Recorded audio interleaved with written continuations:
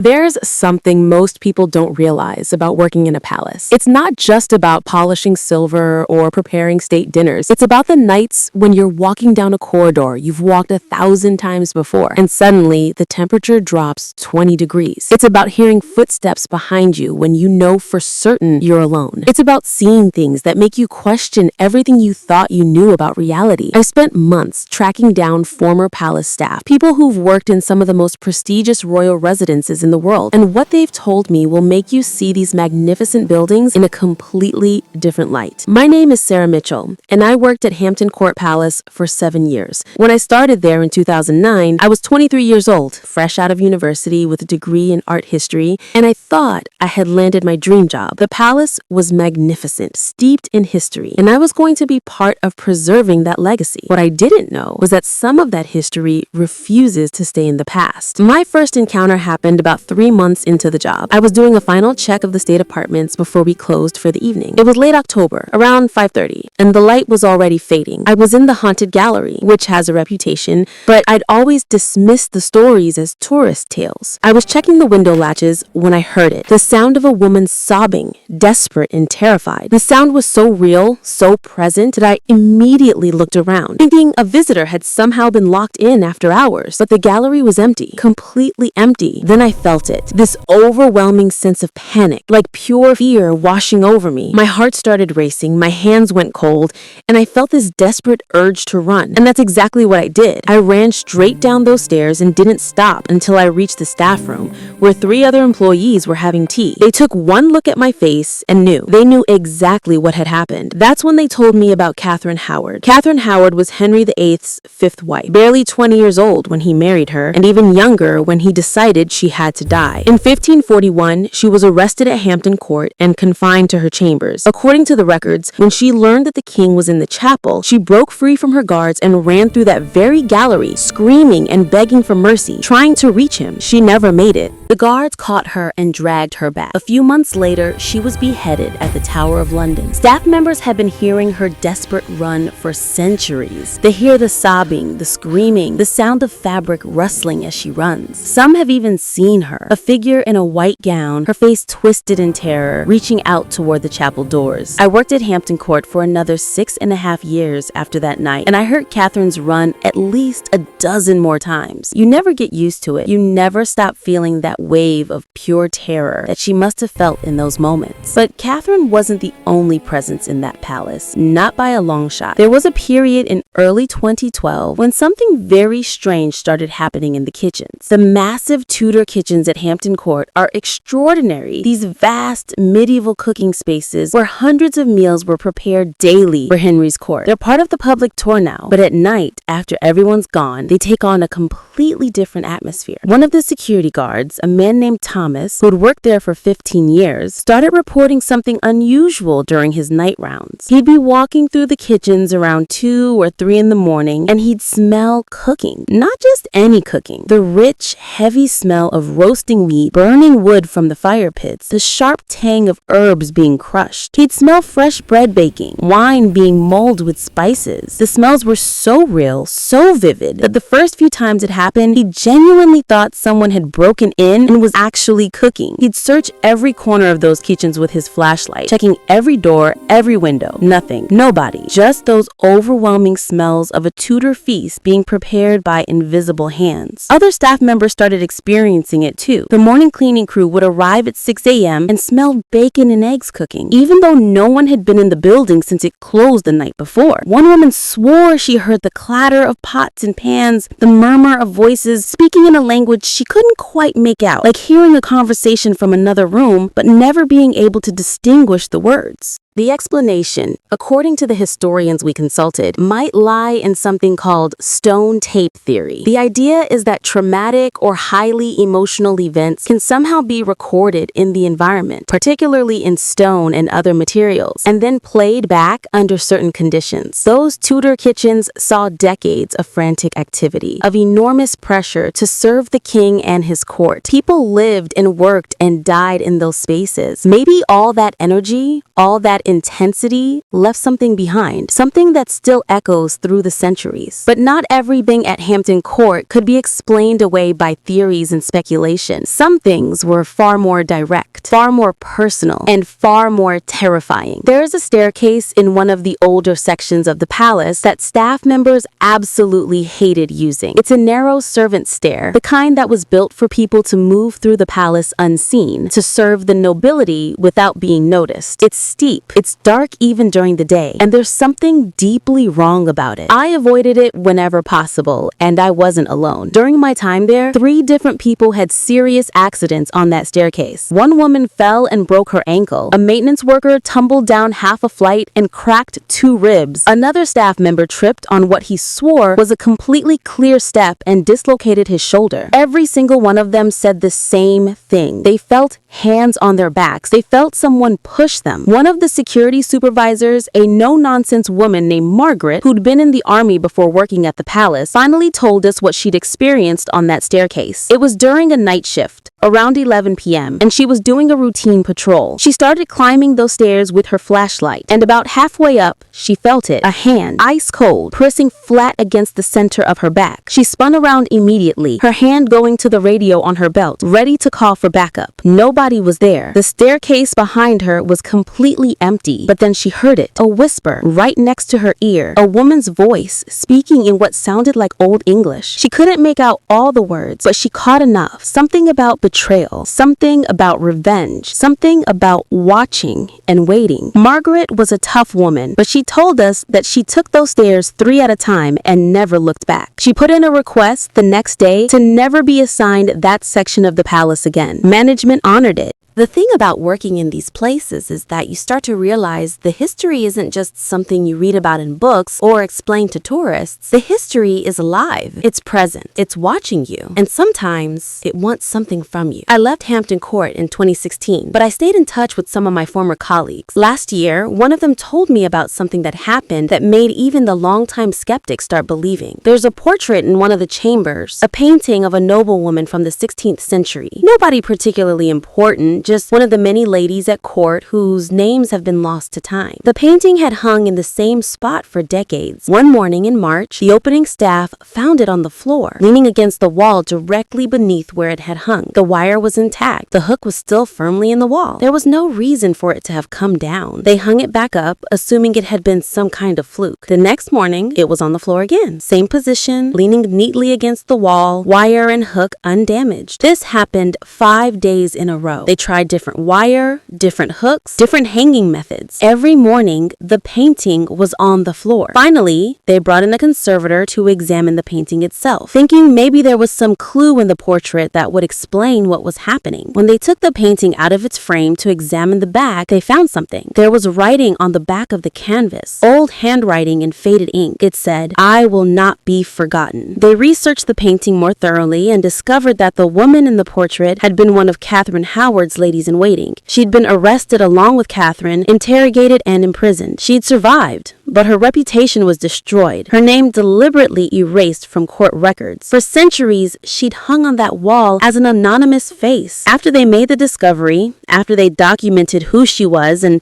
added her name to the palace records, the painting stopped falling. It's been hanging in that same spot for over a year now, without incident. But Hampton Court isn't the only royal residence where the past refuses to rest. Let me tell you about what happens at the Tower of London. I spoke with a yeoman warder, one of the ceremonial guards who live and work at the tower. His name is James, and he's been there for 12 years. He told me something that happened to him that he's never shared publicly before. It was January, bitterly cold, around 2 in the morning. He was doing his rounds, walking along the outer wall, when he saw someone ahead of him on the battlements. A woman in a long, dark cloak, standing absolutely still, looking out over the Thames. His first thought was that someone had broken in, which is taken incredibly seriously at the tower. He called out to her, identified himself, told her she needed to leave immediately. She didn't move, didn't even turn around. He walked closer, his hand on his radio, ready to call for backup. He got within 10 feet of her when she finally turned. He told me he'll never forget what he saw. She was young, maybe mid-20s, with pale skin and dark eyes that looked straight through him. She was wearing Tudor-era clothing, and around her neck was a dark red line.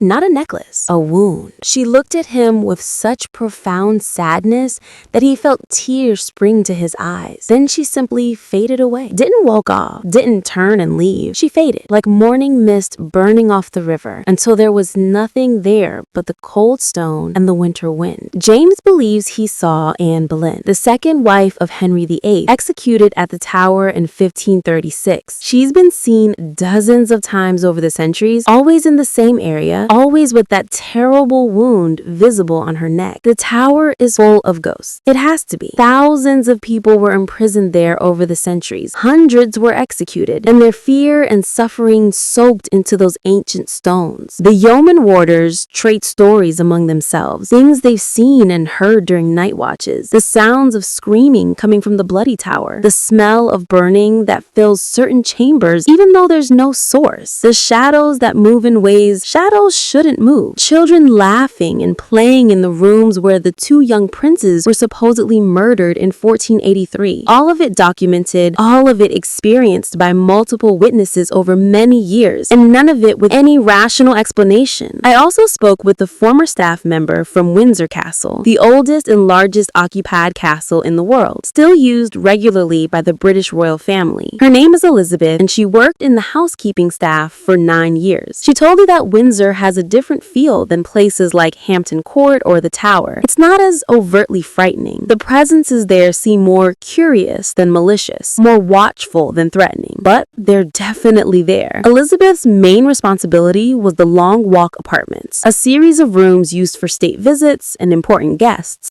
She'd often be working alone in these rooms, making beds, dusting, arranging flowers, and she'd frequently feel like she was being watched. Not in a creepy way, she said, but more like someone standing in a doorway observing you work, making sure you're doing it properly. She'd turn around, expecting to see her supervisor or another staff member, and nobody would be there. But the feeling of being observed would continue. One afternoon, she was arranging fresh flowers in one of the drawing rooms. It was a sunny day, windows open, very peaceful. She stepped back to look at her arrangement and decide if it needed adjusting. Behind her, clear as day, a woman's voice said, "The roses should be in the center, dear." Elizabeth spun around so fast she nearly knocked over the vase. The room was empty. But when she looked at the arrangement, she realized the voice was right. She moved the roses to the center, and the arrangement immediately looked more balanced, more elegant. She said thank you out loud, feeling slightly ridiculous, and went on with her work. About 10 minutes later, she clearly heard a woman's gentle laugh. She never felt threatened at Windsor. The presences there, she believes, are former residents who loved the castle and never really left. Queens and ladies who still take an interest in how their beloved home is maintained. But there was one room at Windsor that was different. One room that nobody liked being in alone. The library in the Windsor Castle has beautiful dark wood paneling, soaring ceilings, and thousands of rare books. It should be a peaceful, scholarly space. Instead, it has a reputation among staff as one of the most uncomfortable rooms in the entire castle. The temperature is always wrong. Even in summer, with sunlight streaming through the windows, there are cold spots in that room that make your breath fog. People report feeling dizzy, nauseous, disoriented. Several staff members have fainted in the library over the years. Elizabeth herself had an experience there that made her refuse to work in that room alone ever again. She was shelving some books that had been returned from conservation, working from a ladder about 6 feet off the ground. Suddenly, the ladder started to shake, not a gentle wobble, but a violent shaking, like someone was trying to throw her off. She gripped the shelves, terrified she was about to fall. Then, the ladder stopped moving, just stopped, as suddenly as it had started. She climbed down as carefully as she could, her hands shaking, her heart pounding. As she stepped off the bottom rung, she heard it. A man's voice, deep and angry, speaking in a language she didn't recognize. The voice seemed to be coming from everywhere and nowhere, echoing off the paneled walls. She left the books on the floor and walked out. Someone else could finish that job. The castle historians had a theory about the library. The room stands on the site of what used to be a dungeon in the medieval period. People were tortured there, imprisoned in darkness, left to die in chains. Maybe building a peaceful library over that suffering didn't erase what happened. Maybe the anguish went too deep, soaked too far into the stone and earth to ever be covered over by books and scholarship. These royal residences, these magnificent buildings we admire and visit, they're not just architecture and history. They're repositories of human experience, of love and betrayal, ambition and despair, life and death. And sometimes the most intense of those experiences refuse to fade into the past. They linger, they wait, they make themselves known to those who walk the same halls where they once walked. I've been researching these stories for the past 2 years now, interviewing former staff members from royal residences across Europe. Every single person I've spoken with has had experiences they can't explain. These aren't people looking for attention or making up stories. Most of them were reluctant to talk at all, worried about being seen as crazy or unprofessional. But once they start talking, the stories pour out. Things they've kept silent about for years. Things they've only shared with other staff members who would understand and believe them. The housekeeper at Holyrood Palace in Edinburgh, who regularly sees a woman in blood-stained clothing walking the halls where Mary Queen of Scots witnessed the brutal murder of her secretary. The maintenance worker at the Palace of Versailles, who heard a party in full swing, music and laughter and dancing, coming from the Hall of Mirrors at 3 in the morning, only to find the vast room completely empty and silent when he unlocked the doors. The security guard at Balmoral, who encountered a man in Victorian hunting clothes standing in the middle of a locked corridor, a man who vanished the instant a radio call came through. What strikes me most about these accounts is the consistency. The same phenomena reported by different people across decades, sometimes centuries. The same spots identified as disturbing or dangerous by staff members who never spoke to each other, who worked in these buildings generations apart. That consistency suggests something real is happening in these places, something beyond coincidence or imagination or suggestion. I don't know if I believe in ghosts in the traditional sense. I don't know if what people are experiencing is actually the spirits of the dead or something else entirely. Some kind of echo, some kind of recording, some kind of tear in the fabric between past and present. What I do know is that the people who work in these royal residences, who spend their nights walking these ancient corridors, who care for these historic rooms, they experience things that science can't yet explain. And maybe that's appropriate. Maybe buildings that have witnessed so much history, so much human drama played out in their walls, shouldn't be completely quiet. Maybe some stories are too powerful to be silenced by time. So the next time you visit a palace or a castle, the next time you stand in a room where kings and queens once stood, remember this: you're not alone. You're never alone in these places. The past is always watching, always listening, always present. And if you're very quiet, if you pay attention, you might just catch a glimpse of it yourself. The rustle of silk where no one stands, the echo of footsteps in an empty hall, the feeling of eyes on your back when you turn to look at a portrait on the wall. The staff knows these things are real. They live with them every day. And now you know too. This is Wispar Dark, reminding you that history never really dies. It just waits in the shadows, watching for someone who's willing to see.